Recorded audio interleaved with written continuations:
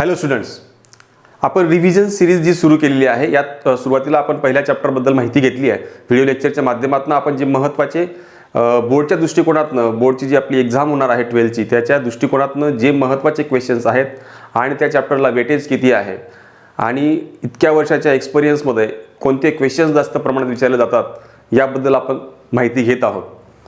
आज आपण ज्या टॉपिकला सुरू करतो आहोत तो आहे मॅट्रायसिस. मॅट्रायसिस या चॅप्टरला वेटेज खूप जास्त नसलं तरी याचे फिक्स ठरलेले 4 ते 5 मार्कांपैकी 2 क्वेश्चन जे आहेत ते या ठिकाणी विचारले जातात आणि त्या 2 क्वेश्चन्समध्ये आपल्याकडे जे इम्पॉर्टंट टॉपिक आपण या 12ला पाहणार आहोत तो आहे इन्व्हर्स ऑफ मॅट्रिक्स. यापूर्वी जे आहे आपण या चॅप्टरशी निगडीत जे बेसिक नॉलेज आहे ते 11वीला बाकीचं पाहिलेलं आहे, ज्याच्यामध्ये मॅट्रिक्सची डेफिनेशन असेल किंवा टाइप्स ऑफ मॅट्रिक्स असेल किंवा मॅट्रिक्ससाठी आपण सिंग्युलर नॉन सिंग्युलर मॅट्रिक्स असेल किंवा त्यासोबतच आपण symmetric non symmetric identity matrix unit matrix याचे जे बेसिक आहेत त्याचे सगळे डेफिनेशन जे आहेत त्या सगळे आपण 11th स्टँडर्डला पाहिले आहेत. तर ते एकदा तुम्हाला लर्न करायला लागणार आणि त्यानंतर मग आपण इन्व्हर्स ऑफ मॅट्रिक्सला जे आहे ते पाहणार आहोत. तर इन्व्हर्स ऑफ मॅट्रिक्स मध्ये काढण्याच्या 2 मेथड्स आपल्याकडे आहेत. एक इलेमेंटरी ट्रान्सफॉर्मेशन आहे, इलेमेंटरी ट्रान्सफॉर्मेशन, आणि त्यानंतर या इलेमेंटरी ट्रान्सफॉर्मेशन मध्ये सुद्धा 2 सब टाइप आहेत. एक इलेमेंटरी ट्रान्सफॉर्मेशन बाय रो आणि दुसरा आहे कॉलमचा वापर करून आणि रोचा वापर करून. या प्रकारे 2 प्रकार आहेत. त्यानंतर याच्यात दुसरा जो टाइप आहे तो आहे ॲडजॉइंट मेथड. म्हणजे आपण या ठिकाणी इन्व्हर्स काढण्याकरताच्या ह्या मेथड वापरत असतो. त्याच्यापैकी इलेमेंटरी ट्रान्सफॉर्मेशन मध्ये 2 सब टॉपिक आहेत, पण जनरली मोस्ट ऑफ वेळेला रो ट्रान्सफॉर्मेशन वरतीच क्वेश्चन विचारला जातो. जर सांगितलं असेल इलेमेंटरी रो ट्रान्सफॉर्मेशन तर रोचाच वापर करायला लागणार आणि बाय कॉलम ट्रान्सफॉर्मेशन म्हटलं असेल तर कॉलम ट्रान्सफॉर्मेशनचा यूज करायला लागणार. अदरवाईज बऱ्याचदा मोस्टली ॲडजॉइंट मेथडवरती क्वेश्चन विचारला जातो. ॲडजॉइंट मेथडने तुम्हाला इन्व्हर्स फाइंड करायचा आहे असा एक क्वेश्चन येऊ शकतो. त्यानंतर दुसरा जो महत्त्वाचा टॉपिक याच्यामध्ये आहे तो म्हणजे आहे तुमचा ॲप्लिकेशन. आणि या ॲप्लिकेशन मध्ये सुद्धा आपले 2 टॉपिक आहेत. मॅट्रिक्सचं जे ॲप्लिकेशन आहे त्या ॲप्लिकेशन मध्ये 2 मेथड या ठिकाणी वापरायला लागतात. पहिली आहे रिडक्शन मेथड आणि दुसरी आहे इन्व्हर्जन मेथड. या दोघी मेथड पैकी एका मेथडवरती 101% क्वेश्चन असतो आणि या दोघी मेथड पैकी एकावरती क्वेश्चन सुद्धा 100% असतोय. म्हणजे याचा सरळ अर्थ असा होतोय की या ठिकाणी तुम्ही पहिला पार्ट आणि सेकंड पार्ट हे दोघी पार्ट पैकी कुठलाही पार्ट जो आहे तो टफ नाहीये, कठीण नाहीये. फक्त तुम्हाला लक्षात ठेवायचे त्याचे मेथड्स. बाकी कॅल्क्युलेशन अगदी इझी असतं. इझी स्वरूपात तुम्हाला या चॅप्टरच्या ज्या सगळ्या स्ट्रिक्ट आहेत त्या मी तुम्हाला या व्हिडिओ लेक्चरच्या माध्यमातून सांगणार आहे. सुरुवातीला आपण बघणार आहोत इलेमेंटरी ट्रान्सफॉर्मेशन. याच्यामध्ये रो ट्रान्सफॉर्मेशन, कॉलम ट्रान्सफॉर्मेशन कसं काढायचं आहे. तर याच्यात आपल्याला सगळ्यात महत्त्वाची गोष्ट एक माहिती पाहिजे, जे आपलं जनरल मॅट्रिक्स आहे A11, A12, A13, A21, A22, A23, A31, A32, A33 हे आपण जनरल मॅट्रिक्स जर समजलं. हे जनरल मॅट्रिक्स घेण्याचं कारण एक आहे, कारण इलेमेंटरी ट्रान्सफॉर्मेशन काढण्याकरता तुम्हाला एक तर रो ट्रान्सफॉर्मेशन किंवा कॉलम ट्रान्सफॉर्मेशनचा यूज करावा लागतो आणि हे जे तुम्हाला दिसत आहेत त्या इलेमेंटची पोझिशन सांगताय. म्हणजेच काय, हा फर्स्ट रो फर्स्ट कॉलम मधला इलेमेंट आहे, हा फर्स्ट रो सेकंड कॉलम मधला इलेमेंट आहे, हा फर्स्ट रो थर्ड कॉलम मधला इलेमेंट आहे. ह्या इलेमेंटची ती पोझिशन आपल्याला माहिती पडते. म्हणून आपण जनरल मॅट्रिक्स या प्रकारे घेतो आणि याला आपण शॉर्ट मध्ये असं लिहू शकतो AIJ. यात हे जनरल मॅट्रिक्स आहे. यापूर्वी जे आपण 11thला पण पाहिलेलं आहे मायनर्स आणि कोफॅक्टर्स, या 2 गोष्टींची या ठिकाणी आपल्याला गरज भासते. मायनर्स आणि कोफॅक्टर्स यांच्या सहाय्याने जे आहे ते आपण त्याचे इन्व्हर्स जो आहे मॅट्रिक्सचा तो फाइंड करू शकतो. पण ते शिकण्याआधी आपल्याला मायनर्स आणि कोफॅक्टर्स माहिती असणं गरजेचं आहे. मग कसे असणार मायनर्स आणि कोफॅक्टर्स. जर समजा आपल्याला मायनर्स काढायचे आहेत, त्याला आपण कॅपिटल M11 असं मानूयात. तर याचा अर्थ असा होतो मायनर ऑफ इलेमेंट A11. म्हणजे आपल्याला M11 काढायचा आहे याचा अर्थ होतो आपल्याला या इलेमेंटचे मायनर्स काढायचे आहेत. आणि सोबतच समजा या ठिकाणी जर जनरल दिलेला असेल MIJ, त्याचा मिनिंगही तोच होईल की इथे ith रो आणि jth कॉलम आहे त्या इलेमेंटचा आपल्याला मायनर फाइंड करायचा आहे. मग तो कसा काढायचा असेल तर अगदी सिंपल आहे. हा जो करस्पॉन्डिंग रो आणि करस्पॉन्डिंग कॉलम आहे तो डिलीट करायचा आणि उरलेले जे 4 एलिमेंट्स आहेत त्यांचा डिटर्मिनंट घेतला की तुम्हाला त्या स्पेसिफिक इलेमेंटची जी आहे तो मायनर मिळतो आहे. म्हणजे A11 या इलेमेंटचा मायनर काढण्याकरता मी हा रो आणि हा कॉलम डिलीट करेल आणि हे 4 इलेमेंट्स या ठिकाणी घेईल. आता ऑफकोर्स उर्वरित जे आहे ते त्याच प्रकारे येईल. जर मला मायनर काढायचा आहे, मायनर ऑफ A12, तो कसा येईल बघा.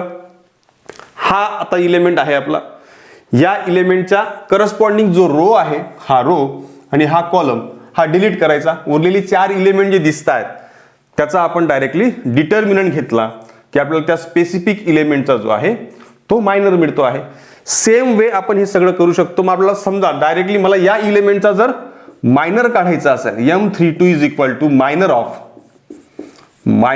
A32 काढायचा असेल तर मी काय करणार, हा जो रो दिसतोय हा करस्पॉन्डिंग रो आणि हा त्याचा करस्पॉन्डिंग कॉलम हे डिलीट होतील.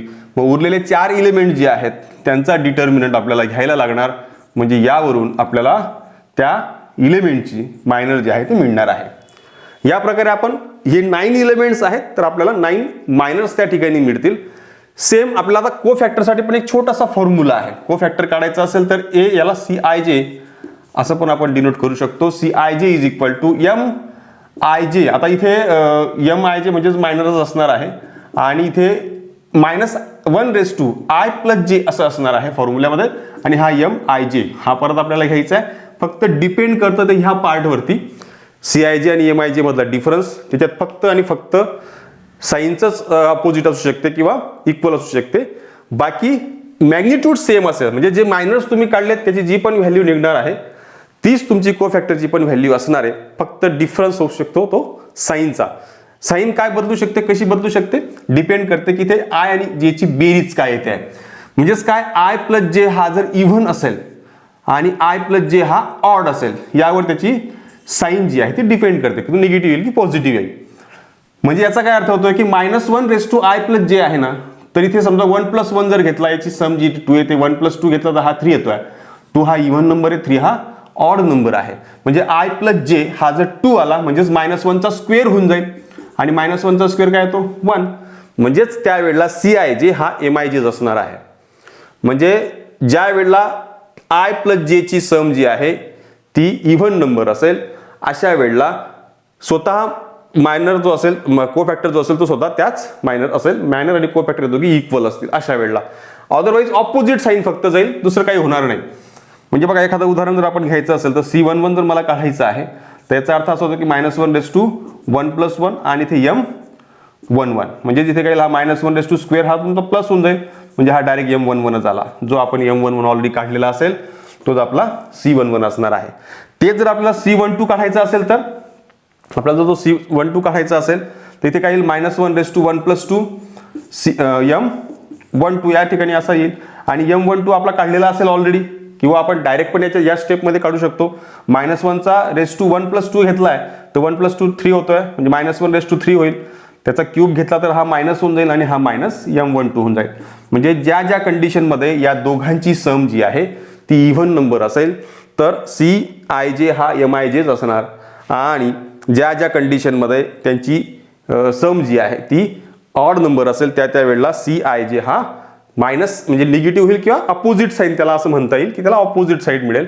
या प्रकारे आपण मायनर्स आणि को फॅक्टर्स जे आहेत ते फाइंड करू शकतो. आता मायनर्स आणि को फॅक्टर्स फाइंड केल्यानंतर आपल्याला ऑफकोर्स एक मॅट्रिक्स ऑफ को फॅक्टर मिळतं. मग ते मॅट्रिक्स ऑफ को फॅक्टर कोणतं असणार, जे आपण मायनर्स काढले, मायनर्स नंतर को फॅक्टर्स काढले, को फॅक्टर जसे -9 मिळतील त्याच पद्धतीने तुम्हाला को फॅक्टर सुद्धा 9 मिळणार. मॅट्रिक्स ऑफ को फॅक्टर कसं लिहिलं जाईल, C11, C12, C13, C21, C22, C23, C31, C32 आणि C33 या पद्धतीने जे आहे तुम्ही को फॅक्टरचं तुम्हाला मॅट्रिक्स मिळून जाईल. म्हणजे जे आपण 9 इलेमेंट्स काढलेत को फॅक्टरचे, हे असणार आहे तुमचं मॅट्रिक्स ऑफ को फॅक्टर. आता मी सांगतोय की इथे हे एवढं काय एक्सप्लेन करतोय मी, कारण ह्या सगळ्या गोष्टी ज्या आहेत त्या आपल्याला ऍडजॉइन मेथडमध्ये लागतात. ऍडजॉइन मेथडमध्ये आपण सुरुवातीला काय करतो आहोत, हा एक छोटासा जरी फॉर्म्युला असला ऍडजॉइन मेथडचा, पण त्या फॉर्म्युल्यामध्ये ऍडजॉइन कसा काढायचा इथपर्यंत पोहोचण्याकरिता आपल्याला या सगळ्या गोष्टी कराव्या लागतात. त्यात मायनस काढा, कोफॅक्टर्स काढा. डायरेक्ट कोफॅक्टर काढले तरी हरकत नाही, आपल्याला फुल क्रेडिट मिळतं. डायरेक्ट कोफॅक्टर जरी काढलेस तरी सुद्धा. तर कोफॅक्टर्स काढल्यानंतर मॅट्रिक्स ऑफ कोफॅक्टर तयार होतं आणि याचा ट्रान्सपोज जर घेतला, ट्रान्सपोज ऑफ मॅट्रिक्स ऑफ कोफॅक्टर, याचा ट्रान्सपोज घेतला तर तो जो मॅट्रिक्स आपल्याला मिळतो तो म्हणजे कसा C11 C12 ट्रान्सपोज म्हणजे काय करतोय आपण इथे, हा जो रो आहे त्याला कॉलम केला, हा जो रो आहे त्याला कॉलम केला, हा रो दिसतोय त्याला आपण कॉलम करणार आहोत, हा रो आहे त्याला कॉलम केलाय. म्हणजे रोचा कॉलम केला म्हणजे ट्रान्सपोज घेतला. हा ट्रान्सपोज जो मिळतो तोच असतो आपला ऍडजॉइंट ऑफ गिवन मॅट्रिक्स. म्हणजेच थोडक्यात तुम्हाला कोफॅक्टर काढायचे आहेत, कोफॅक्टरचा ट्रान्सपोज घ्यायचा आहे मॅट्रिक्स ऑफ कोफॅक्टरचा, आणि मग ट्रान्सपोज घेतल्यावर तुम्हाला जे मॅट्रिक्स मिळतं ते असणार आहे आपलं ऍडजॉइंट ऑफ ए. आणि एवढं सगळं मिळाल्यानंतर आपल्याला ए इनव्हर्स मिळतो. हा फॉर्म्युला आहे आपल्यासाठी छोटासा, हा फॉर्म्युला आहे, तो फॉर्म्युला वापरून आपण त्या मॅट्रिक्सचा इनव्हर्स फाइंड करू शकतो. आता थोडक्यात इनव्हर्स फाइंड करायचं आहे म्हणजे आपल्याला काय करायचं आहे, बाय युझिंग ऍडजॉइंट मेथडसाठी हे सगळं चाललेलं आहे, हे लक्षात घ्या. ऍडजॉइंट मेथडचा वापर करण्यापूर्वी आपल्याला सुरुवातीला त्याचे मायनस कोफॅक्टर्स काढावे लागतात. मॅट्रिक्स ऑफ कोफॅक्टर काढल्यानंतर त्याचा ट्रान्सपोज घेऊन मग ऍडजॉइंट ऑफ ए मिळतोय आणि मग ते आपण याच्यात व्हॅल्यू ठेवतो. आता डिटरमिनंट ऑफ ए तर अगदी इझी आहे. डिटरमिनंट ऑफ ए आपल्या सगळ्यांना माहिती आहे कसा फाइंड केला जातो. डिटरमिनंट ऑफ ए फाइंड करण्यासाठी एक शॉर्टकट ट्रिक पण आहे. जो तुमच्याकडे मॅट्रिक्स ए दिलेला आहे तो आणि तुम्ही काढलेला ऍडजॉइंट मॅट्रिक्स, याचा पहिला रो घ्यायचा आणि याचा पहिला कॉलम घ्यायचा, यांचे करस्पॉन्डिंग इलेमेंट जे आहेत त्या दोघींचा प्रॉडक्ट घ्यायचा. या इलेमेंटचा या इलेमेंट सोबत, या इलेमेंटचा या इलेमेंट सोबत, या इलेमेंटचा या इलेमेंट सोबत, या तिघींचा प्रॉडक्ट घेऊन त्यांची ऍडिशन केली तर आपल्याला त्या ठिकाणी तुम्हाला आपल्याला दिलेल्या मॅट्रिक्सचं जे आहे ते डिटर्मिनंट मिळून जातं. ती व्हॅल्यू ते ठेवायची आणि सिम्प्लिफाय करून घ्यायचं. तुम्हाला फायनली ए इनव्हर्स मिळतो युझिंग ऍडजॉइंट मेथड. आपण ए इनव्हर्स काढतोय म्हणजेच थोडक्यात काय काढतो आहोत आपण याच्यामध्ये, कारण आपण 11वीला 11th स्टँडर्डला असताना मल्टिप्लिकेशन केलेलं आहे, दोन मॅट्रिक्सचं ऍडिशन केलेली आहे, सबस्ट्रॅक्शन देखील केलेलं आहे, परंतु तिथे आपण डिव्हिजन केलं नाही. मग डिव्हिजन कसं करतात, दोन मॅट्रिक्सचं डिव्हिजन असं होऊ शकत नाही, असं करता येत नाही. मग आपण याला काय करतो, ए इंटू बी रेस टू -1 होईल. म्हणजेच ए आणि बी हे एकमेकांचे त्यावेळेला असणार आहेत इनव्हर्स. इनव्हर्सचा मिनिंग आपल्या मॅट्रिक्समध्ये कसा असेल की दोन मॅट्रिक्सचा प्रॉडक्ट जर समजा आ येत असेल, कुठलाही मॅट्रिक्स आधी ठेवा नंतर ठेवा, त्यावेळेला आपण त्याला इनव्हर्स म्हणतो. हे एकमेकांचे इनव्हर्स आहेत आणि याला आपण सिम्बॉलिकली या प्रकारे लिहितो, A into A inverse is equal to I is equal to A inverse into A. या दोन्ही प्रकारे आपण त्याला लिहिलं तरी पण तुम्हाला जे आहे त्याचा प्रॉडक्ट जो आहे तो ऑलवेज आय मिळेल. आय म्हणजे आयडेंटिटी मॅट्रिक्स. आणि कसं असतं आयडेंटिटी मॅट्रिक्स, 1 0 0 0 1 0 0 0 1, याला म्हणतो आपण आयडेंटिटी मॅट्रिक्स किंवा युनिट मॅट्रिक्स. हा जो इनव्हर्सचा कन्सेप्ट आहे, ह्या इनव्हर्सच्या कन्सेप्टला इनव्हर्स काढण्याकरताच्या दोन मेथड आहेत. त्याच्यापैकी आपण ऍडजॉइंट मेथड पाहिली शॉर्टमध्ये. असंच आपण फास्ट स्वरूपामध्ये इलेमेंटरी ट्रान्सफॉर्मेशनच्या पण मेथड बघूयात. त्या मेथडने पण आपल्याला इनव्हर्स फाइंड करता येतो. त्यात दोन टाईप दिलेले आहेत. पहिला जो आपण घेऊयात तो म्हणजे रो ट्रान्सफॉर्मेशन. जर रोचा वापर करून इलेमेंटरी ट्रान्सफॉर्मेशन फक्त रोचा वापर करून जर काढायचं असेल तर काय करायला लागतं, पहिली सगळ्यात इम्पॉर्टंट गोष्ट, जर रो ट्रान्सफॉर्मेशनचा वापर करूनच सोडवायचं असेल तर तुम्हाला कन्सिडर करताना A into A inverse is equal to I असंच कन्सिडर करायला लागणार. म्हणजे इथे रो ट्रान्सफॉर्मेशन वापरायचं असेल तर तुम्हाला या ठिकाणी त्याचे कन्सिडर करायचं A into A inverse is equal to I, म्हणजे ए इनव्हर्स हा राईट हँड साईडला असला पाहिजे. मग आपण याच्यावरती काय अप्लाय करतो आणि कसं अप्लाय करतो बघा. सगळ्यात पहिलं जे आहे ते अप्लाय करताना हा ए जो आहे, हा ए मॅट्रिक्स वरती आपण अप्लाय करणार आहोत रो ट्रान्सफॉर्मेशन. काय अप्लाय करायचं आहे, रो ट्रान्सफॉर्मेशन. याच्यावर रो ट्रान्सफॉर्मेशन अप्लाय केल्यानंतर हा ए इनव्हर्स ॲज इट इज राहील, हा बदलणार नाही. परंतु हा बदलून समजा बी मॅट्रिक्स होऊ शकतो, त्याला मल्टिप्लाय ए इनव्हर्स आणि जे याच्यावर अप्लाय केलेलं आहे, याच्यावरती जे पण ऑपरेशन आपण अप्लाय करतो एक्झॅक्टली सेम ऑपरेशन तुम्हाला याच्यावरती अप्लाय करायचं आहे युझिंग रोचाच वापर करायचा आहे. ते अप्लाय केल्यावरती हा मॅट्रिक्स सुद्धा काहीतरी नवीन, हा आय मध्ये कन्वर्ट होईल आणि हा मॅट्रिक्स काहीतरी नवीन मॅट्रिक्स मध्ये कन्वर्ट होईल, तो असेल बी मॅट्रिक्स. म्हणजे ए मॅट्रिक्स जे आहे त्याच्यावरती असे रो ट्रान्सफॉर्मेशन अप्लाय करा. ते अप्लाय करताना एक लक्षात ठेवावं लागतं, एक रूल आहे, तो रूल फॉलो करावा लागतो. कोणता रूल फॉलो करावा लागतो? जर आपलं जनरल मॅट्रिक्स या प्रकारचं असेल, जनरल मॅट्रिक्स असेल या प्रकारचं 3-1 A32 A33 या प्रकारचं ते मॅट्रिक्स असेल, तर यात जो पहिला इलेमेंट आहे हा A11, याला काहीही करून तुम्हाला 1 आणायचा आहे. रिड्यूस A11 to 1, म्हणजे ही पहिली स्टेप तुमची असणार. हा जो पहिला इलेमेंट आहे हा खालीवरती असू शकतो, किंवा काही नसेल तर तुम्हाला सबस्ट्रॅक्शन करून ॲडिशन करून काहीतरी त्याच्यावरती अप्लाय करून ऑपरेशन अप्लाय केल्यावर तुम्हाला याला 1 आणायचा आहे. सेकंड स्टेपला तुम्हाला काय करायला लागणार? सेकंड स्टेपला तुम्हाला याचाच वापर करून, म्हणजेच पहिल्या क्रमांकाचा रोचा वापर करून सेकंड क्रमांकाचा रो आणि थर्ड क्रमांकाचा रो जो आहे यांच्या व्हॅल्यूज ज्या आहेत त्या दोघींच्या फक्त त्या 0 करायला लागतात. म्हणजेच reduce A21 and A31 to 0. तुम्हाला यांना दोघींना 0 करावं लागेल. या स्टेपनेच जावं लागतं, याच वेने जावं लागेल तुम्हाला, तरच तुमची व्हॅल्यू जी आहे ती करेक्ट येईल. थर्ड स्टेप काय असणार आहे? थर्ड स्टेपला तुम्हाला काय करायचं आहे? हा जो इलेमेंट दिसतोय A22 याला रिड्यूस करायचा आहे 1. A22 टू 1 याला 1 मध्ये कन्व्हर्ट करायचं आहे, काहीतरी अप्लाय करून मॅथमॅटिकलच्या रूल्समध्ये राहून. त्यानंतर एक खालीवरती जे 2 इलेमेंट दिसत आहेत, हे जे 2 इलेमेंट आहेत, कोणते कोणते इलेमेंट आहेत बघा ते. Reduce A12 and A31 to 0 using A22. या पोझिशनचा जो नंबर आहे 1 आलेला, त्या 1चा वापर करूनच तुम्हाला या दोघी रोजला यांचे जे इलेमेंट्स आहेत ते 0 करायचे आहेत. त्यानंतर फिफ्थ स्टेप काय असेल तुमची पुढची?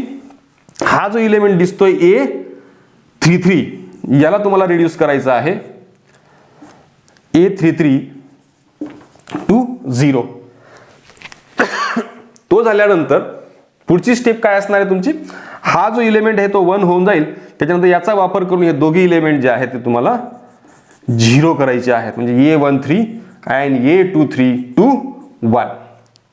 आणि मग तुम्हाला हा जो संपूर्ण जनरल मॅट्रिक्स जो आपल्याला दिलेला होता हा मॅट्रिक्स आय मध्ये कन्व्हर्ट होईल. म्हणजे हा कसा कन्व्हर्ट होऊन जाईल?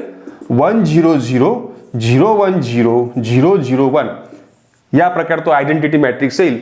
त्याला मल्टिप्लाय बाय ए इनवर्स केला तुम्हाला बी मिळतोय, आणि या दोघींचं मल्टिप्लिकेशन हे स्वतः ए इनवर्सच असणार आहे, कारण आय त्याला मल्टिप्लाय केल्यावर तुम्हाला आन्सर तेच मॅट्रिक्स मिळेल.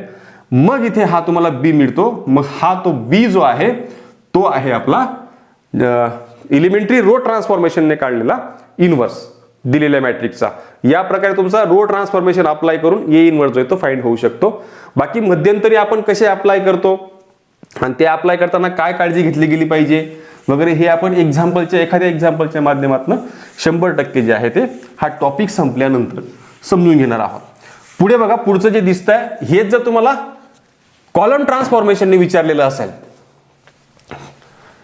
त्या ठिकाणी चॉईस जी आहे ती आपली स्वतःची नसते.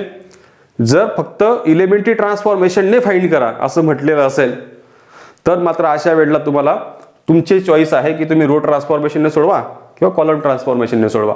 परंतु चॉईस दिलेली नसेल आणि तुम्हाला कुठल्या तरी एका मेथडने, समजा कॉलमने सांगितलं तुम्हाला कॉलमने सोडवायला लागणार, रोने सांगितलं रोने सोडवायला लागणार. आता इथे मोस्टली आतापर्यंत जेवढे पण बऱ्याच एक्झाम झाल्या, मोस्ट ऑफ वेळेला ॲडजॉईन मेथडनेच तुम्हाला इनवर्स फाइंड करायचं विचारलेलं गेलेलं आहे. ती अगदी सोपी मेथड पण आहे, तुम्हाला समजली पण आहे. ही पण सोपी आहे, फक्त इथे तुम्हाला ट्रान्सफॉर्मेशन करत असताना ऑपरेशन कोणतं घ्यायचं, कसं अप्लाय करायचं याच्या बऱ्याच स्टुडंट्सला प्रॉब्लेम येतो. तर ते आपण एक्झाम्पलच्या माध्यमातून 100% घेऊ. परंतु जर कॉलमने सोडवायचं असेल तर मग काय करायचं, तर कन्सिडर करत असताना इथे ए इंटू ए इनवर्स ऐवजी A inverse into A is equal to I तुम्हाला असं घ्यायला लागणार. मग यात हा ए इनवर्स जो आहे तो ॲज इट इज असेल, परंतु हा जो ए आहे याच्यावरती ऑपरेशन्स अप्लाय करून करून याला आय मध्ये कन्व्हर्ट करायचा. हा matrix automatic row transformation apply केल्यानंतर, कॉलम ट्रान्सफॉर्मेशन अप्लाय केल्यानंतर याच्यावरती कॉलम, याच्यावरती सुद्धा कॉलम ट्रान्सफॉर्मेशन अप्लाय केल्यानंतर हा मॅट्रिक्स कुठल्या तरी एका नवीन मॅट्रिक्समध्ये कन्व्हर्ट होईल. कारण इकडे जे ऑपरेशन अप्लाय केले तेच तुम्हाला इकडे पण करायचे आहेत. आणि मग इथे तुम्हाला finally A inverse is equal to B असा मिळणार. आणि सेम रूल जो आहे तो इथे फॉलो करायचा पण युजिंग कॉलम म्हटलेला आहे. मग तुमचं जे जनरल मॅट्रिक्स आहे, जसं मी तुम्हाला परत एकदा सांगतो कॉलमसाठी काय करायचं आहे, हे जनरल मॅट्रिक्स जे आपलं आहे याला कन्व्हर्ट करताना फक्त आता एकच लॉ जो आहे तो तुम्हाला लक्षात ठेवायचा आहे. जे आपण रो ट्रान्सफॉर्मेशन मध्ये केलेला आहे तेच करायचं, फक्त इथे कॉलमचा वापर करायचा आहे. म्हणजे हा पहिला इलेमेंट जो आहे तो तुम्हाला रिड्यूस करायचा आहे 1 मध्ये, A11 to 1. त्यानंतर सेकंड स्टेपला काय होईल, हा जो इलेमेंट आहे हा कॉलम टू कॉलम करायचा असल्यामुळे आता इकडचे हे दोघी इलेमेंट जे आहेत ते तुम्हाला 0 करायचे आहेत. कुठले इलेमेंट आहेत ते, reduce A12 and A13 to 0 आणि युजिंग मात्र A11. म्हणजे या ठिकाणचा जो 1 तयार झालाय, जो आपण आणलाय किंवा रिड्यूस केलाय, त्याचा वापर करूनच तुम्हाला या दोघी कॉलम्सला बदलायचा आहे. हा कॉलम नंबर 2 आहे, हा कॉलम नंबर 3 आहे. म्हणजे तुम्हाला कॉलम नंबर 1चाच त्या ठिकाणी यूज करावा लागतो.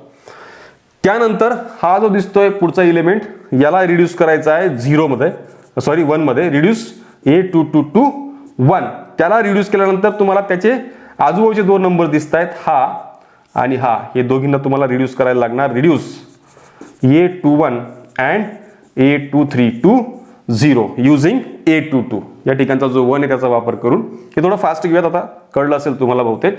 तर हा इथे सुद्धा याला 1 आणायचा आहे. कोणता एलिमेंट आहे तो, 5th स्टेप काय असेल आपली, रिड्यूस A33 टू 1 आणि मग त्यानंतर रिड्यूस त्याचे कॉलम मधले जे इलेमेंट्स आहेत, हा आणि हा इलेमेंट, हे दोघींना तुम्हाला 0 करायला लागणार. पण ते करताना तुम्हाला यूज करायचा आहे A33चा, या इलेमेंटचा. या प्रकारे कॉलम टू कॉलम आपण त्या ठिकाणी ऑपरेशन जे आहे ते अप्लाय करतो. या मेथडने आपण इलिमेंटरी ट्रान्सफॉर्मेशन जी मेथड आहे, या मेथडमध्ये या दोघींपैकी एक मेथडवरती क्वेश्चन जो आहे तो विचारला जाऊ शकतो. परंतु मी तुम्हाला परत एकदा सांगतो की मोस्टली इम्पॉर्टंट हा ॲडजॉइन मेथड टॉपिक आहे. ॲडजॉइन मेथडवरतीच बऱ्याचदा क्वेश्चन जो आहे तो विचारला जातो. परंतु एवढं नक्की आहे की या दोघींपैकी एकावरती एक क्वेश्चन 101% असणार आहे. 3 किंवा 4 मार्कांसाठी किंवा 2 मार्कांना पण येऊन जातो, 2x2चं मॅट्रिक्स असेल तर. आता राहिली गोष्ट ऍप्लिकेशन ऑफ मॅट्रिक्सची. ऍप्लिकेशन घेत असताना आपण काय करतो, आता इथे ऍप्लिकेशन म्हटलेलं आहे, तर ऍप्लिकेशन बेस्ड तर क्वेश्चन यायलाच पाहिजे. यात देखील 2 मेथड आहेत, रिडक्शन मेथड आहे आणि इन्व्हर्जन मेथड आहे. आता हे ज्या मेथड्स आहेत, इन्व्हर्जन मेथड आणि रिडक्शन मेथड, याच्यामध्ये जे आहे, जी दुसरी मेथड दिसते इन्व्हर्जन मेथड, याच्यामध्ये इन्व्हर्स ऑलरेडी येऊन गेला आहे. म्हणजे थोडक्यात काय, इथे तुम्हाला चॉईस आहे.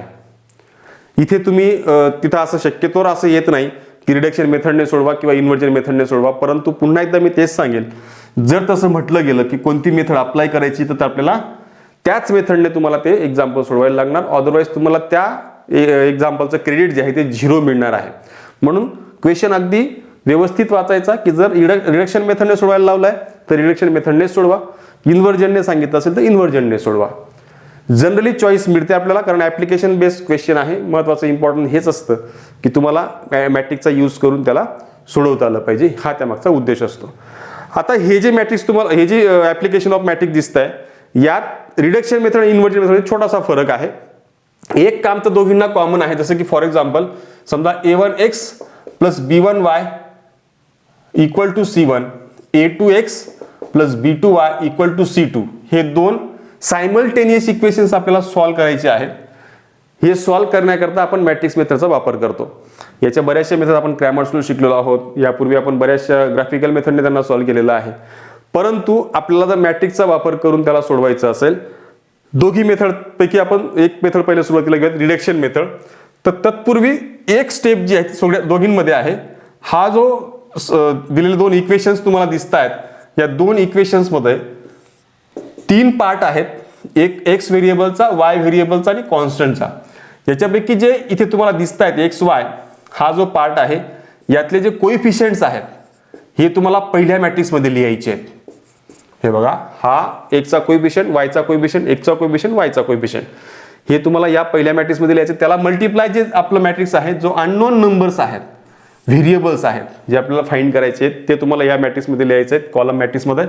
आणि पुढचा जो कॉलम मॅट्रिक्स आहे त्याच्यावर तुम्हाला ते कॉन्स्टंट नंबर जे ते लिहायचे आहे.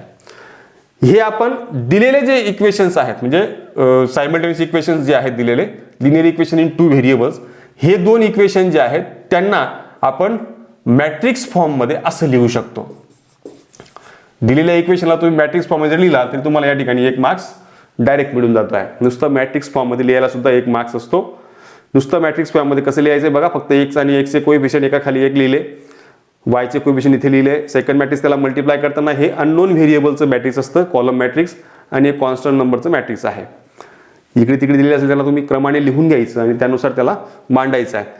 नंतर हा मॅट्रिक्स ए मानायचा, हा एक्स मानायचा, आणि हा मॅट्रिक्स जर आपण बी मांडला तर यात तुम्ही जर ऑब्झर्व केलं असणार तर बघा आपल्याला आपण जसं इन्व्हर्स काढत होतो त्याच टाईपचं या ठिकाणी तुम्हाला एक एक्सप्रेशन मिळत आहे. मग आपण याला जर समजा रिडक्शन मेथडने सोडवायचं असेल तर तुम्हाला काय करायचं आहे, हा जो मॅट्रिक्स आहे दिलेला या मॅट्रिक्सला अप्पर ट्रायंग्युलर मॅट्रिक्स मध्ये कन्व्हर्ट करायचा आहे. अप्पर ट्रायंग्युलर मॅट्रिक्स जर या मेथडने सोडवायचं असेल तर रिडक्शन मेथड सोडताना काय करायचं, याला अप्पर ट्रायंग्युलर मध्ये कन्व्हर्ट करायचं आहे. अप्पर ट्रायंग्युलर मॅट्रिक्स कसा असतो, याचे जे खालचे एलिमेंट्स आहेत A11 A12 आणि हा 0 A21 सेकंड कॉलम, म्हणजे डायगोनलच्या खालचे एलिमेंट तुम्हाला 0 करावे लागतील. डायगोनल एलिमेंट जे डायगोनलच्या एलिमेंटच्या खालचे जे एलिमेंट्स आहेत ते 0 करायचे. हे जर 3x3चं मॅट्रिक्स असलं असतं तर काय झालं असतं बघा, शक्यतोवर 3x3चं एक्झाम्पल येत नाही. म्हणजे जेवढं मी मागच्या एक्झाम्पलचा ऑब्झर्वेशन केलेलं आहे त्यानुसार शक्यतोवर 3x3चं एक्झाम्पल येत नाही ॲप्लिकेशन बेसवरती. पण समजा आलं जरी तर तरी सुद्धा घाबरायची गरज नाही. जरी असं असलं तरी आपल्याला हे 3 एलिमेंट जे आहेत ते 0 करावे लागतात. हे 3 एलिमेंट 0 आपण एक्झॅक्टली सेम मागच्या रूलनुसार रो ट्रान्सफॉर्मेशनने करायचं असेल तर इथे याचा वापर करून या दोघींना 0 करायचा, नंतर याचा वापर करून याला 0 करायचा, आणि हे 3 एलिमेंट 0 झाले की मग हे मॅट्रिक्स जे आहे त्याला आपण अप्पर ट्रायंग्युलर मॅट्रिक्स म्हणतो. म्हणजे लोअर द डायगोनल एलिमेंट 0 असतील अशा मॅट्रिक्सला आपण अप्पर ट्रायंग्युलर मॅट्रिक्स म्हणतो. याला त्या मॅट्रिक्समध्ये कन्व्हर्ट करायचा. तो कन्व्हर्ट झाल्यानंतर या ठिकाणी हा एक्स जो आहे तो आपला XY या प्रकारचा असेल, आणि इकडचा येणारा जे मॅट्रिक्स असेल ते समजा या टाईपचं असेल A11 A12 0 आणि A22, आणि मग आपण यांचा मल्टिप्लाय करतो, दोघींचा प्रॉडक्ट घेतो. बी मॅट्रिक्स आपलं काहीतरी त्यानुसार अप्लाय केल्यावर बदललेलं असतं. ते समजा या ठिकाणी B11 आणि B21 या टाईपचं असेल. First row first column, second row first column, या प्रकारचं ते मॅट्रिक्स बनतं. आणि मग प्रॉडक्ट घेतल्यावर तुम्ही जेव्हा इक्वॅलिटी करतात म्हणजे A11x plus A12y is equal to B11 आणि इकडे A22y is equal to B21, याच्या सहाय्याने आपण याला तिकडे पाठवून तुम्हाला y मिळतो. y मिळाला की तो याच्यात टाकला की तुम्हाला x मिळतो. अशा पद्धतीने आपण x आणि y दोघी व्हॅल्यू फाइंड केल्या की आपल्याला त्याचं सोल्युशन मिळून जातं. आणि ते सोल्युशन आपण व्हेरीफाय पण करू शकतो की आपला आलेला आन्सर बरोबर आहे की चुकीचा आहे. यात व्हॅल्यू टाकून बघायच्या आणि सॅटिस्फाय होत आहे का ते चेक करून बघायचं, म्हणजे आपला आलेला आन्सर आपल्याला समजून जाईल ते करेक्ट आहे की रॉंग आहे. ठीक आहे, तर ही झाली तुमची रिडक्शन मेथड. हेच जर समजा आपल्याला इन्व्हर्जन मेथडने सॉल्व्ह करायचं असेल तर इन्व्हर्जन मेथड कशी आहे बघा. दिलेलं मॅट्रिक्स हे मॅट्रिक्स फॉर्म, दिलेले इक्वेशन हे मॅट्रिक्स फॉर्म मध्ये लिहायचे आहेतच. त्यानंतर हा मॅट्रिक्स ए हा एक्स इज इक्वल टू बी झाल्यानंतर याला प्री मल्टिप्लाय करायचं. प्री मल्टिप्लाइंग, आता आपण काय पाहतोय इन्व्हर्जन मेथड. प्री मल्टिप्लाय म्हणजे काय करायचं, याला ए इन्व्हर्सने मल्टिप्लाय करायचं. म्हणजे काय येईल, A inverse multiply by A into X equal to A inverse into B असं होईल. त्यानंतर ह्या दोघींचा आय होईल equal to A inverse into B होईल. नंतर X is equal to A inverse into B होईल. आणि मग एक्स आपल्याकडे एक्स वाय आहे, ए इन्व्हर्स आपल्याला फाइंड करायचा आहे, आणि बी जो आहे तो आपला C1 C2 आहे. मग आपण काय करणार, आपल्याला फक्त ए इन्व्हर्स फाइंड करायचा आहे. कोणत्या मॅट्रिक्सचा, हा मॅट्रिक्स जो आहे ज्याला आपण मॅट्रिक्स फॉर्म मध्ये लिहिताना हा पहिल्या क्रमांकाचा जो मॅट्रिक्स असेल तो आपला ए असतो, त्याचा इन्व्हर्स फाइंड करायचा. मग तुम्ही दोघींपैकी कुठली मेथड अप्लाय करू शकता. मग आपल्याला सोपी मेथड असते ती ऍड जॉइन मेथड. आपण ऍड जॉइन मेथडचा वापर करून जे आहे त्याचे मायनर्स आणि को फॅक्टर्स काढून मग आपण त्याला ए इन्व्हर्सचा जो फॉर्म्युला आहे 1 upon determinant of A into adjoint of A याचा वापर करून आपण त्याला सॉल्व्ह करायचं. आणि त्याच्यात व्हॅल्यू टाकल्या की दोघींचं मल्टिप्लिकेशन घ्यायचं आणि इक्वॅलिटी ऑफ मॅट्रिक्सनुसार एक्स आणि वायच्या व्हॅल्यूज तुम्हाला डायरेक्ट मिळतात. या प्रकारे यात क्वेश्चन्स आहेत. थोडक्यात सांगायचं हे आहे मला की हे चॅप्टर अतिशय इझी आहे. मी जसं तुम्हाला म्हटलो की 4च टॉपिक आहेत आणि या 4 टॉपिकपैकी दोघी टॉपिकवरती म्हणजे हे 2ची जोडीपैकी एक क्वेश्चन, या दोघींपैकी एक क्वेश्चन, असे तुम्हाला 2 क्वेश्चन्स या ठिकाणी विचारले जाऊ शकतात. आणि अपवादात्मक परिस्थितीमध्ये दिलेलं मॅट्रिक्स हे इन्व्हर्जन आहे किंवा नाही हे चेक करणं येऊ शकतं. Inversion matrix nothing but non singular matrix, म्हणजे ज्या मॅट्रिक्सचा डिटर्मिनंट 0 येत नाही, ज्या मॅट्रिक्सचा डिटर्मिनंट 0 येत नाही त्याला आपण काय म्हणतो, नॉन सिंग्युलर. आणि नॉन सिंग्युलर मॅट्रिक्सला आपण काय म्हणतो, इन्व्हर्जन. इन्व्हर्जन काय म्हणतो त्याला आपण, कारण त्याचा इन्व्हर्स फाइंड करता येतो. जर डिटर्मिनंट 0 झाला तर त्या मॅट्रिक्सचा इन्व्हर्स फाइंड करता येत नाही, म्हणून आपण त्याला इन्व्हर्जन मॅट्रिक्स असं म्हणतो. अपवादात परिस्थितीमध्ये अशा याच्यावरती क्वेश्चन येऊ शकतात किंवा शॉर्टमध्ये येऊ शकतात, परंतु तुम्हाला ॲडजॉईंट काढायचाच आहे. पूर्ण चॅप्टरच्या टॉपिकमधून ॲडजॉईंट तुम्हाला कुठल्या तरी टॉपिकमध्ये काढायचाच आहे. एक तर ते इथे काढायला लागणार, एक तर तुम्हाला ॲडजॉईंट काढण्यासाठी स्पेशल एक्झाम्पल येईल, नुसता ॲडजॉईंट ऑफ मॅट्रिक्स काढा किंवा इन्व्हर्स ऑफ मॅट्रिक्स काढा युझिंग ॲडजॉईंट मेथड. यावरून तुम्हाला एक क्वेश्चन जो आहे तो 100% सॉल्व्ह करायचा आहे. म्हणून ॲडजॉईंट मेथड करूनच ठेवायची आहे, 100% येईल. आणि त्याच्यात यातल्या यात ही सोपी मेथड असते रिडक्शन मेथड. या दोघींपैकी एक जरी करून ठेवलं तरी तुम्हाला एक क्वेश्चनसाठीचे मार्क्स जे आहेत ते फुल क्रेडिट जे ते मिळणार आहे.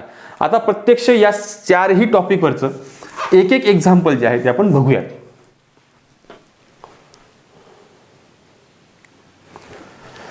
चला तर आता प्रत्यक्ष एक्झाम्पल पाहूयात. एकच एक्झाम्पलमध्ये मी दोघी मेथड घेतोय, दोघींपैकी कुठल्या तरी एका मेथडवरतीच क्वेश्चन तुम्हाला येणार आहे. इथे रो ट्रान्सफॉर्मेशनने सोडवायचं आहे आणि इथे ॲडजॉईंट मेथडने सॉल्व्ह करायचं आहे.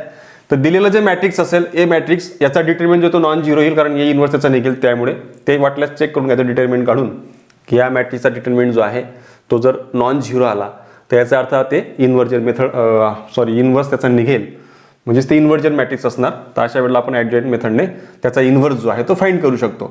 आता आपल्याला ए इन्व्हर्स जर काढायचं असेल ॲडजॉईंट मेथडने तर आपल्याला मायनर्स आणि कोफॅक्टर्स काढायला लागतात. परंतु मी तुम्हाला परत एकदा सांगतो की डायरेक्ट जरी कोफॅक्टर्स काढले तरी हरकत नाही. मग आपण कसे काढणार त्यांना डायरेक्ट कोफॅक्टर्स? आता तुम्हाला मी म्हटलं आहे की याचा सिम्बॉल जो आहे तो एकतर AIJ किंवा काही पुस्तकांमध्ये CIJ वापरला जातो, परंतु आपण आता इथे AIJ वापरूयात. आपल्या 12च्या बुकमध्ये AIJ असं त्या ठिकाणी वापरलेलं आहे. याचा छोटासा फॉर्म्युला जो आहे तो -1/i + j × MIJ असा आहे. आता इथे A11 जर मला फाइंड करायचं असेल तर मी काय करणार? आता आपण थोडं शॉर्टकट पण जायचं. लक्षात घ्या आता ही रिव्हिजन आहे म्हणून आपण थोडं फास्ट पण घेतोय आणि शॉर्टकट पण या ठिकाणी लिहिणार. बाकी तुम्ही डिटेलमध्ये जे आहेत त्याचे माझा जो व्हिडिओ आहे त्या व्हिडिओमध्ये तुम्ही बघू शकतात. याच्यावरती स्पेशल टॉपिक वाईज आपण स्लो तरीकेने शिकवलेले आहेत सगळे एक्झाम्पल्स. तर हा काय मग -1/1 + 1 आणि इथे M11 येईल. हा -1चा स्क्वेअर होईल आणि तो पॉझिटिव्ह होऊन जाईल, म्हणजे फक्त M11 राहील. आणि M11 म्हणजे काय? First row first column delete केला की हे 4 एलिमेंट या ठिकाणी मिळतात. या 4 एलिमेंटचा काय घ्यायचा आहे? डिटर्मिनंट. मग हा इतकं लिहित बसण्यात भागणार नाही, तर सरळ इथे तिरकस गुणाकार करून टाकायचा. 4 × 1 = 4 - 2 × 4 = 0. तुम्हाला डायरेक्टली A11 मिळून जातो आहे. त्यानंतर A12 फाइंड करायचं असेल तर -1/1 + 2 हा M12 इथे येईल. आता प्रत्येक वेळेला आपण असं डीपमध्ये लिहायचं नाही, पुढे आपण शॉर्टकट जाणार आहोत. सुरुवातीला फक्त समजून घ्या. आता इथे पाहताय तुम्ही -1चा क्यूब झाला 2 + 1 केल्यानंतर, तर हा मायनस साइन याला येईल. इथे M12 घेताना काय करणार आपण? आता M12 first row second column, इथे काय येईल? -1 2 आणि 1 4 असं या ठिकाणी येईल. आणि मग इथे इक्वल टू काय परत क्रॉस मल्टिप्लिकेशन -4. इथे हा 4 × 1 = -4 आणि हा -2 = -6 आणि मायनस तो प्लस होऊन जाईल. हा मायनस आणि हा मायनस केल्यानंतर म्हणजे हा इथे +6 येईल. पुढचा एलिमेंट काय असेल बघा? A13. आता याला आपण थोडं शॉर्टकट घेऊयात. -1/1 + 3 जो आहे तो 4 होतोय. हा M13 होईल. इथे -1/4 जो आहे तो पॉझिटिव्ह, तो लिहायची गरज नाही. डायरेक्ट M13 काढायचं असेल तर या ठिकाणी हा फर्स्ट रो आणि हा थर्ड कॉलम आहे, म्हणजे 4 एलिमेंट जे आहेत त्यांचा डिटर्मिनंट घ्यायचा आहे. 2 × 1 हा -2 आणि -1 होईल, इक्वल टू होईल -3. आता या प्रकारे आपण शॉर्टकट त्याला सोडवू शकतो. आता सेकंड रो फर्स्ट कॉलम घ्यायचा आहे. 2 + 1 ची सम जी आहे ती 3 होईल. हा M21 होईल. आता -1/3 जो आहे तो मायनस साइन येते म्हणून इथे आधीच मायनस साइन देऊन द्यायची. सेकंड रो फर्स्ट कॉलम आहे. सेकंड रो आणि फर्स्ट कॉलम म्हणजेच या ठिकाणी हा करस्पॉन्डिंग त्याचा रो गेला आणि हा कॉलम गेला. तर 4 × 2 = 8 -2 × 3 = 6 तुम्हाला मिळतोय -2. त्यानंतर A second row second column -1/2 2 + 2 4 झाला. हा M 2 या ठिकाणी येईल.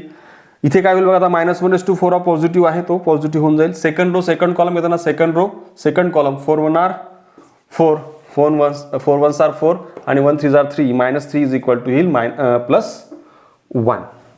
त्यानंतर सेकंड रो थर्ड कॉलम -1/3 2 + 3 काय येईल इथे 5 m23 इज इक्वल टू इथे काय येईल बघा, आता हा -1/5 हा निगेटिव्ह होऊन जाईल. निगेटिव्ह आला म्हणून त्याला पहिलेच साईन देऊन द्यायची. सेकंड रो थर्ड कॉलम आहे, सेकंड रो आणि third column 2 1 R 2 -1 2 R 2 is equal to 0 या ठिकाणी येईल. पुढे थर्ड रो फर्स्ट कॉलम म्हणजेच -1/3 + 1 काय येईल 4. हा थर्ड रो फर्स्ट कॉलममुळे m13 इज इक्वल टू काय येईल -1/4 जो तो पॉझिटिव्ह जर लिहायची गरज नाही. m31 third row first column 2 2 R 4 आणि 3 1 आर 3 इज इक्वल टू येईल 1. त्यानंतर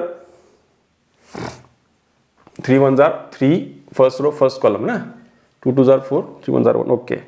आणि हा पण 1 आला होता. Second row second column second row second column 4 1 R 4 3 1 R okay येऊ शकतं. पुढे थर्ड रो सेकंड कॉलम -1/3 + 5 3 + 2 5. त्यानंतर m32 इज इक्वल टू इथे काय येईल, आता हा मायनस साईन येऊन जाईल, याला ब्रॅकेट द्या. पुढे काय होईल बघा 3 थर्ड रो आणि second column third row second column काय येईल थर्ड रो सेकंड कॉलम येतात 4 1 R 4 third row second column exactly same कसं केलं सेकंड रो थर्ड कॉलम आणि इथे काय आहे second row second column 4 1 R 4 3 1 आणि थर्ड रो सेकंड कॉलम म्हणजे 2 1 आर 2 आणि हा +3 होऊन जाईल 3 1 आर 3 कारण ती ऑलरेडी निगेटिव्ह साईन होती ती मग -5. पुढे थर्ड रो थर्ड कॉलम -1/6 येईल m33 इज इक्वल टू -1/6 हा पॉझिटिव्ह होऊन जाईल. थर्ड रो थर्ड कॉलम आहे third row third column 1 1 R 1 आणि -2 होऊन जाईल इक्वल टू येईल 3. अशा प्रकारे आपल्याकडे 9च्या 9 इलिमेंट जे आहेत ते येऊन गेलेत.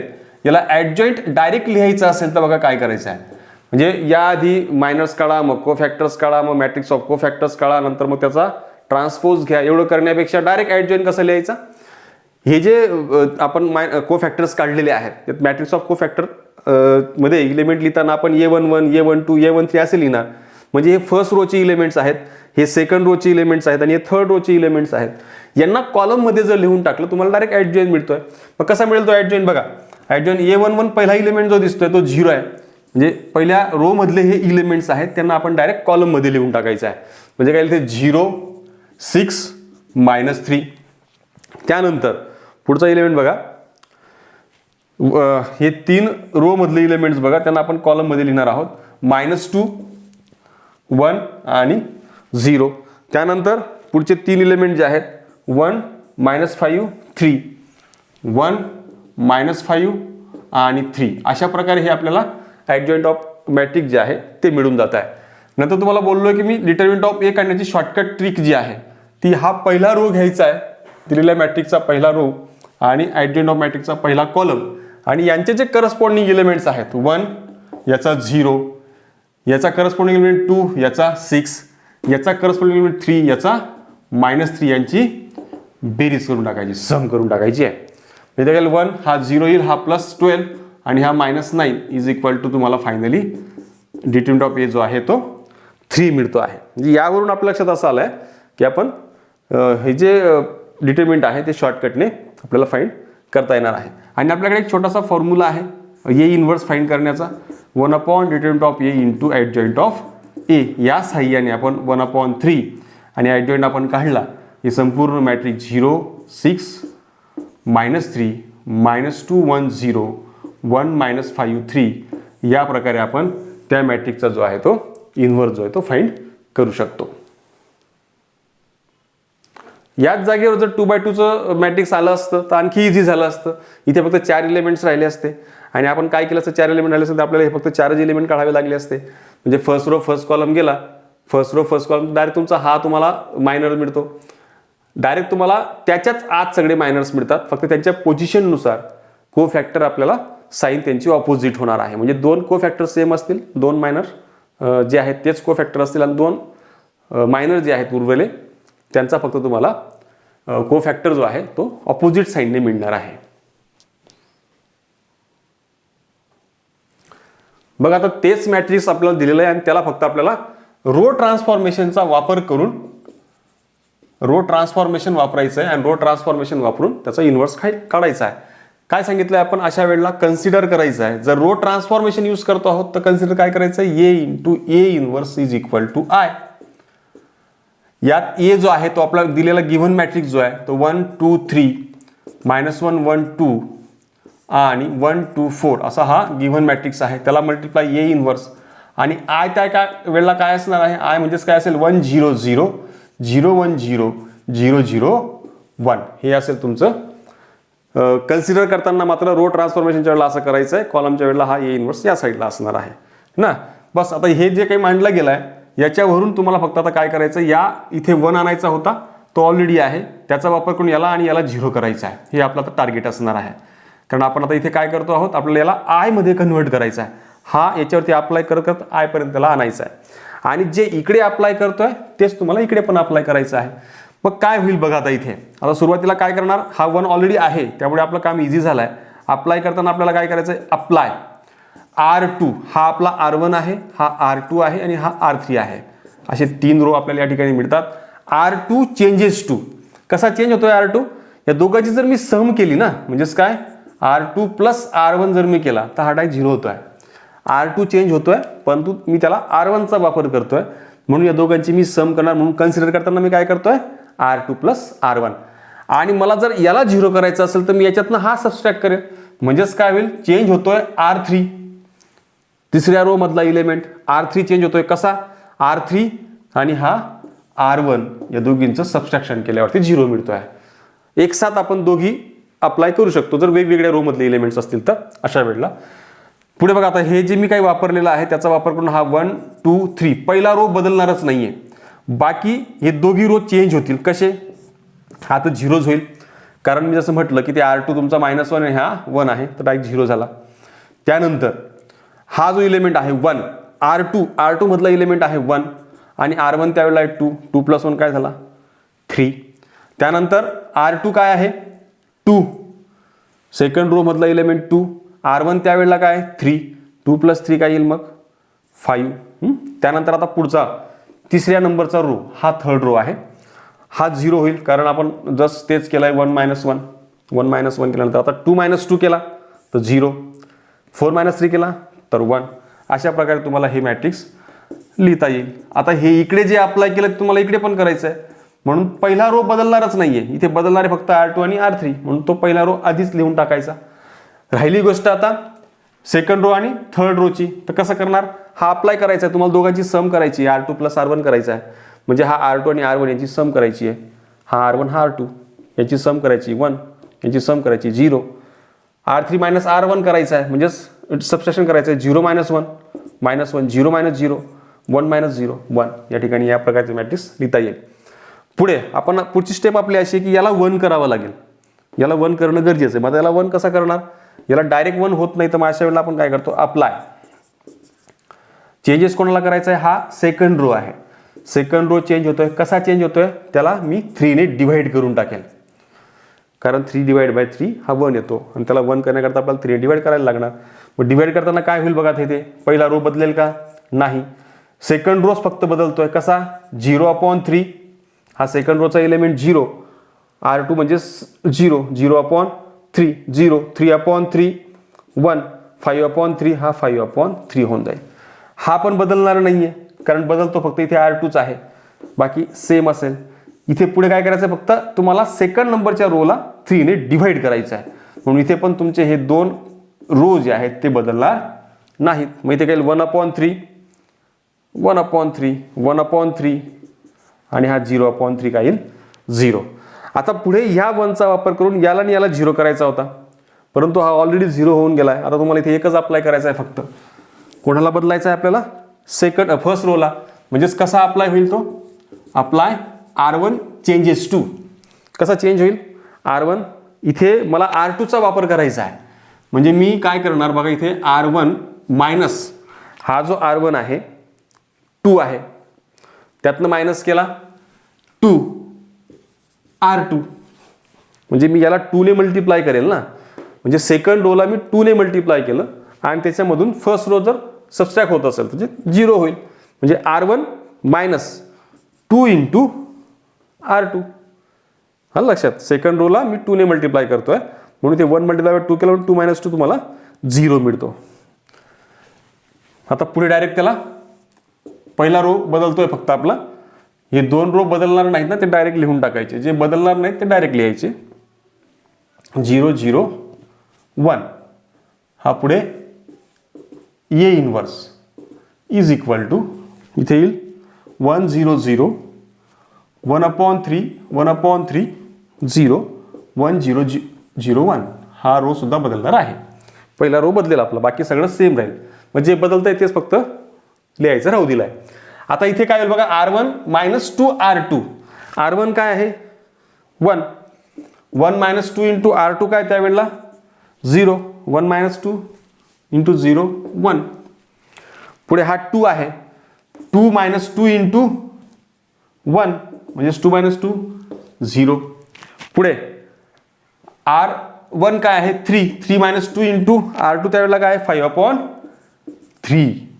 म्हणजे हा काय 3 मायनस 5 टू जार 10, 10/3, 3 3 का 9, 3 जार 9, 9 मायनस 10 म्हणजे मायनस 1/3 असं आपल्याला मिळेल. 3 जार 9, 9 मायनस 10 केल्यानंतर मायनस 1/3 या ठिकाणी आपल्याला मिळतंय.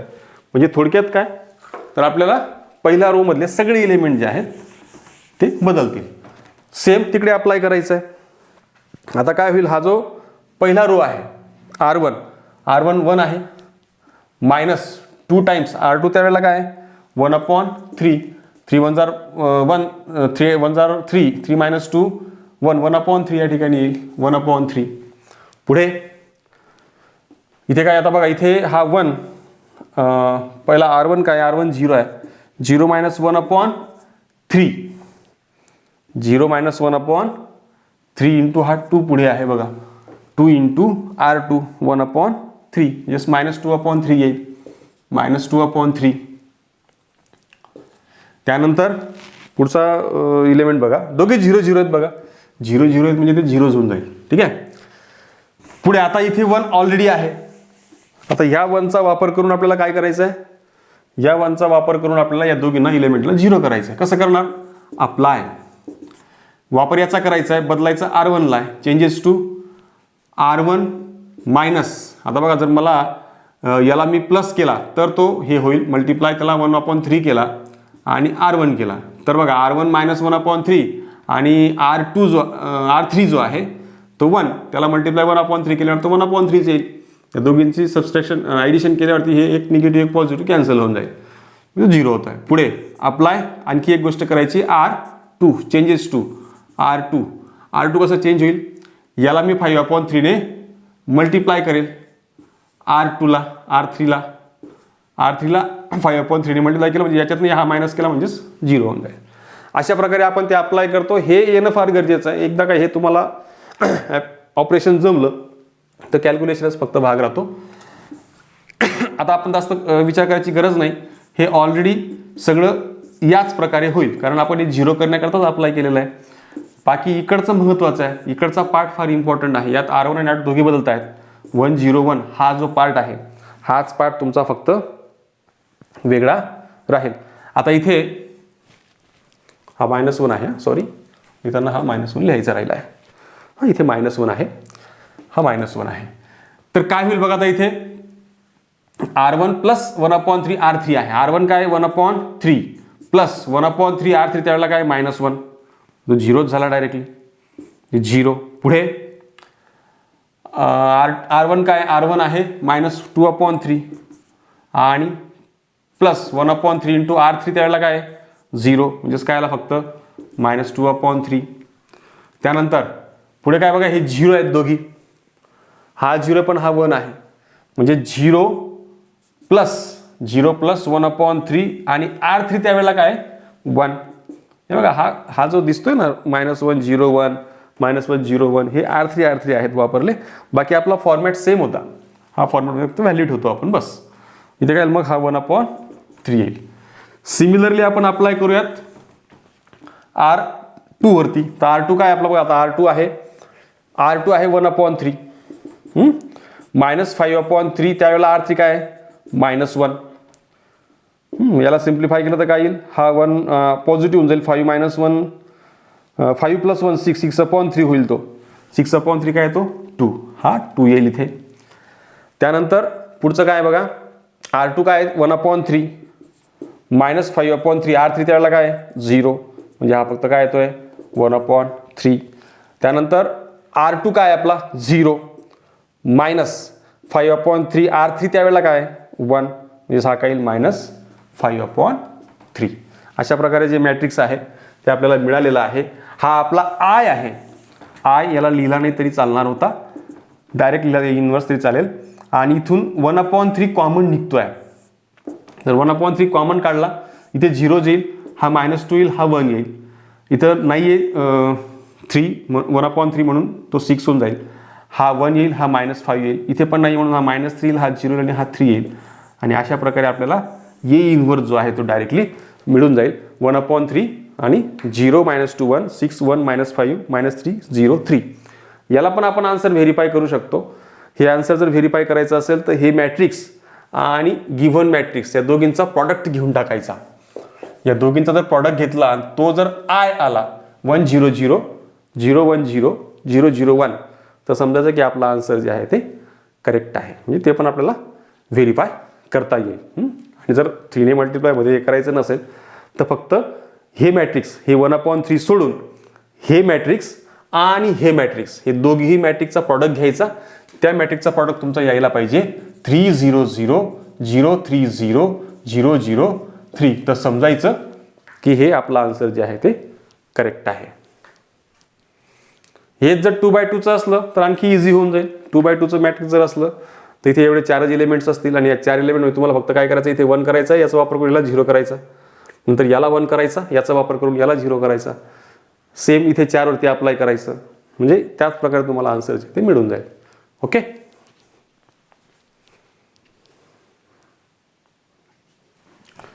आता एक जे आपण सॉल्व केले आता एलिमेंटरी रो ट्रान्सफॉर्मेशन हे कॉलम जरी आलं तरी आपल्याला फक्त तिथे कॉलम टू कॉलम अप्लाय करायचं आहे. ऑपरेशन करताना कॉलमचा वापर करावा लागतो एवढंच आहे. बाकी सगळं सेम मेथडने आपण सॉल्व करू शकतो.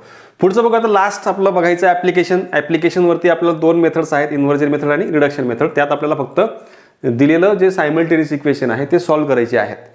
आणि ते सॉल्व करताना जर चॉईस आपल्याला करायची असेल तर तुम्ही रिडक्शन मेथड अप्लाय करावं, ती सोपी जाईल. परंतु जर त्यांनी सांगितलं की इन्व्हर्जनने सोडवा तर इन्व्हर्जनने सोडवायचं आहे. आपण दोघी मेथडने एकच एक्झाम्पल घेणार आहोत. आता इथे तुम्हाला दिलेले इक्वेशन जे आहेत x + 2y = 2 हे एक आहे आणि 2x + 3y = 3 हे दुसरं एक्झाम्पल दिलेलं आहे. आता हे 2 इक्वेशन जे दिसत आहेत ना यांना एका खाली एक लिहून घ्यायचं. एक्सचा व्हेरिएबल, वायचा व्हेरिएबल आणि कॉन्स्टंट नंबर या फॉर्ममध्ये स्टँडर्ड फॉर्ममध्ये त्याला लिहून घ्यायचं आणि मग याला मॅट्रिक्स फॉर्ममध्ये लिहायचं. In matrix form. मॅट्रिक्स फॉर्ममध्ये लिहिताना काय करायचं आहे आपल्याला, पहिलं जे मॅट्रिक्स आहे यात कोइफिशियन्ट्स लिहायचे. एक्सचा कोइफिशियंट इथे नाही आहे म्हणजे 1 आहे, एक्सचा कोइफिशियंट 2 आहे, वायचा कोइफिशियंट 2 आहे, वायचा इथे 3 आहे. सेकंड मॅट्रिक्स तुम्हाला त्याला मल्टिप्लाय करताना म्हटलो मी जे आपलं व्हेरिएबल मॅट्रिक्स आहे ते घ्यायचं आहे आणि ते हा कॉन्स्टंट नंबरचं एक कॉलम मॅट्रिक्स असं येईल. आता याला आपण सुरुवातीला जी आपली इन्व्हर्जन मेथड आहे ती अप्लाय करूयात. याला आपण ए मानला, याला आपण एक्स मानला, याला आपण बी मानला. पुढे आपण काय करतो pre multiplying by A inverse. A इन्व्हर्सने मल्टिप्लाय केलं, A inverse into A into X is equal to A inverse into B असं होईल. हा आपला आय होऊन जाईल. X is equal to A inverse into B होईल. तर एक्स इज इक्वल टू येईल A inverse into B. Finally हे कसं येईल, एक्स जो आहे आपला तो असेल एक्स वाय. ए इन्व्हर्स आपल्याला फाइंड करायचा आहे आणि बी मॅट्रिक्स जे आहे ते आपलं आहे 2 3. म्हणजे आपला आता फक्त एकच टार्गेट आहे की आपल्याला ए इन्व्हर्स फाइंड करायचा आहे. तत्पूर्वी आपल्याकडे ए आहे. काय आहे ए मॅट्रिक्स काय आपल्याकडे आपण जे आता मानलं म्हणजेच एक्स आणि वायच्या कोइफिशियंटचं जे मॅट्रिक्स आहे 1 2 2 3 हे आपलं ए मॅट्रिक्स आहे. याचा डिटर्मिनंट आधी काढून घ्या. तो कसा येईल 3 1 3, 2 2 जार 4 इज इक्वल टू -1. तुम्हाला हा ए इन्व्हर्स मिळून गेला. ॲडजॉईंट मेथडने फाइंड करतोय मी. मला को फॅक्टर्स काढायचे आहेत. A11 मी कसा काढणार? First row first column, sorry first row first column. इथे काय येईल मग हा 3 डायरेक्ट येईल है ना. -1चा स्क्वेअर आणि त्याला मल्टिप्लाय इथे M11 म्हणजेच डायरेक्टली 3 तुम्हाला मिळतो आहे, कारण -1चा स्क्वेअर हा 1 होतो. म्हणजे इथे हा फर्स्ट रो आणि फर्स्ट कॉलम नंतर हा डायरेक्ट 3 एलिमेंट मिळतो. 2/2 ला ते अगदी इझी होतं. सेकंड रो फर्स्ट कॉलम -1 2 + 1 3 होतो आहे. 2 + 1 3 त्याचा क्यूब होईल आणि हा M21 म्हणजे काय येईल बघा इथे. सेकंड रो आणि आधी 1 2 काढून घेऊयात.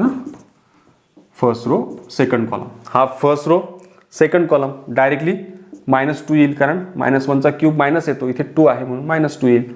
पुढे सेकंड रो फर्स्ट कॉलम -1 3 हा second row first column. Second row काय आहे हा आणि फर्स्ट कॉलम हा. इथे पण 2 आला, परंतु इथे क्यूब आहे म्हणून हा सुद्धा -2 येईल.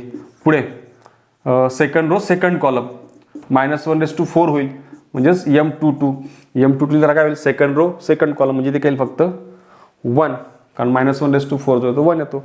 या प्रकारे आपल्याला को फॅक्टर्स मिळालेले आहेत. मी तुम्हाला जसं म्हटलो को फॅक्टर्स एकदा का मिळाले की त्यांना कॉलमच्या फॉर्ममध्ये लिहून टाकायचं. 3 -2 -1 झाला ॲडजॉईंट.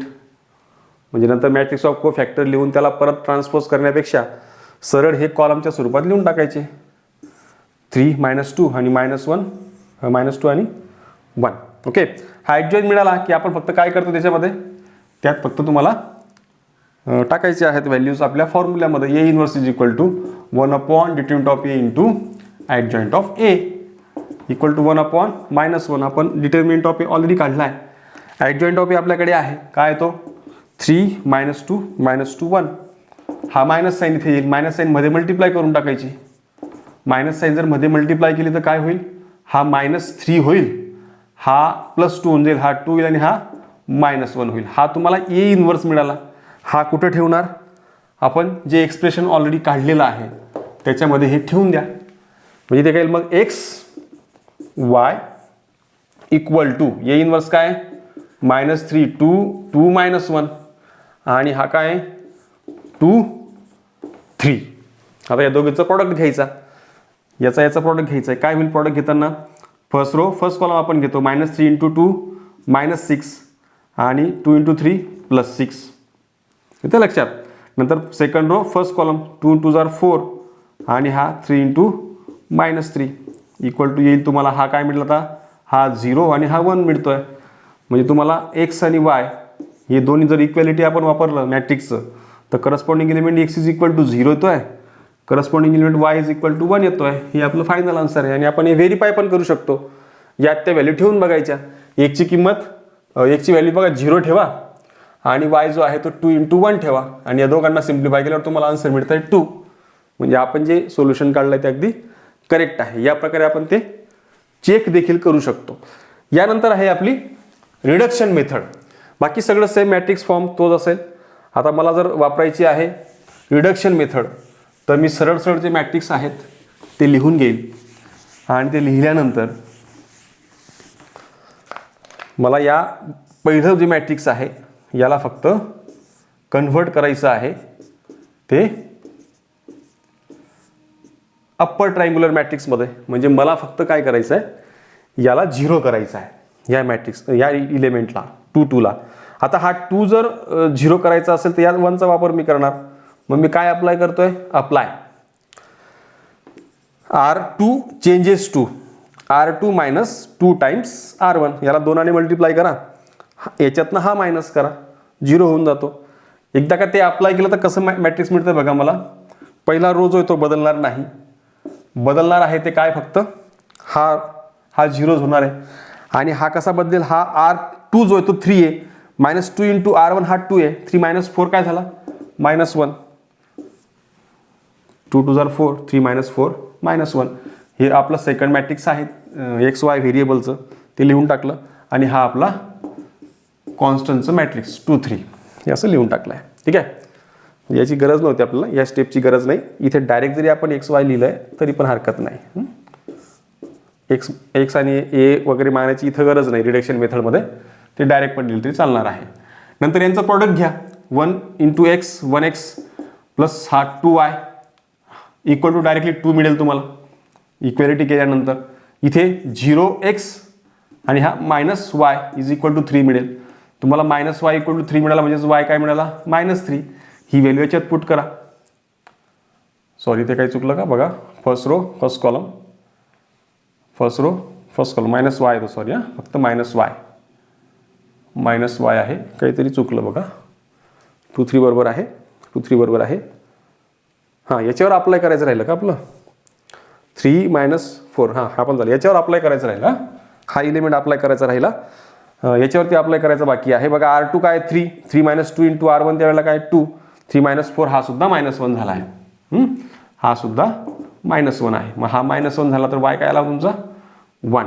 y ची व्हॅल्यू याच्यात टाकायची. इथे काय येईल मग x + 2 × 1 is equal to 2 x equal to 2 - 2 x equal to आला 0. अशा प्रकारे तुम्ही जे आहे ते हे सुद्धा मॅट्रिक्स जे आहे ते सॉल्व करू शकतात. आता बघा दोघीही मेथड पाहिले असतील तुम्ही तर ही जी मेथड आहे आपली इन्व्हर्जन मेथड थोडीशी लॉंगेस्ट वेने गेली आहे.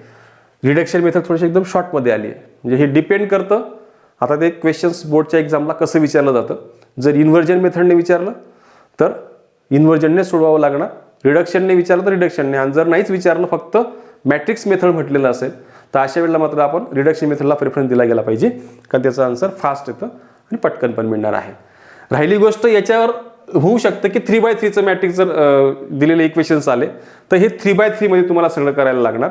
मग तेच आपल्याला 3/3 करताना अप्पर ट्रायंग्युलर मॅट्रिक्स करताना डायगोनलच्या खालचे बिलो द डायगोनल एलिमेंट जे आहेत ते 0 करावे लागतील आपल्या नेहमीच्या एलिमेंटरी ट्रान्सफॉर्मेशन मेथडने. या प्रकारे याच्यात काही वर्ड प्रॉब्लेम पण येऊ शकतात. वर्ड प्रॉब्लेम पण काही एक्झाम्समध्ये विचारले गेलेले आहेत. मग ते वर्ड प्रॉब्लेम हे तुम्हाला आधी दिलेला जो वर्ड प्रॉब्लेम असेल त्या वर्ड प्रॉब्लेमला आधी आपल्या एलिमेंटरी क्वेश्चन्समध्ये ट्रान्सफर करायला लागणार. अल्जेब्राइक क्वेश्चन्समध्ये ट्रान्सफर करावे लागणार. ते ट्रान्सफर करा परत आपण मॅट्रिक्स फॉर्ममध्ये आणून त्यांना परत सॉल्व करू शकतो. या प्रकारे हे एक्झाम्पल 4 मार्काला पण विचारलं जातं. जर ते या प्रकारचं असेल वर्ड प्रॉब्लेम जर असेल तर ते तुम्हाला डायरेक्ट 4 मार्काला तो क्वेश्चन विचारला जाऊ शकतो. अदरवाईज हा 3 मार्काचा क्वेश्चन किंवा कधी कधी अगदी इझी दिला असेल तर 2 मार्काला पण हा क्वेश्चन विचारला जाऊ शकतो. एवढ्या 4 टॉपिकच्या बाहेर या चॅप्टरमध्ये काहीही विचारलं जात नाही. म्हणून सुरुवातीचा आपण इन्व्हर्स काढण्याच्या मेथड्स असतील आणि लास्टला आपल्या ॲप्लिकेशनच्या 2 मेथड्स असतील. या 4ही टॉपिक जे आहेत ते चांगल्या प्रकारचे करून ठेवलेत तर येणाऱ्या बोर्डच्या एक्झामला तुम्हाला कुठल्याही प्रकारच्या या चॅप्टरवरती अडचण येणार नाही आणि जेवढं क्रेडिट या चॅप्टरला आहे ते फुल क्रेडिट तुम्हाला मिळू शकतं. ठीक आहे. तर आज इथेच थांबूयात. पुन्हा आपण नवीन चॅप्टर घेऊन पुढच्या व्हिडिओमध्ये भेटणार आहोत.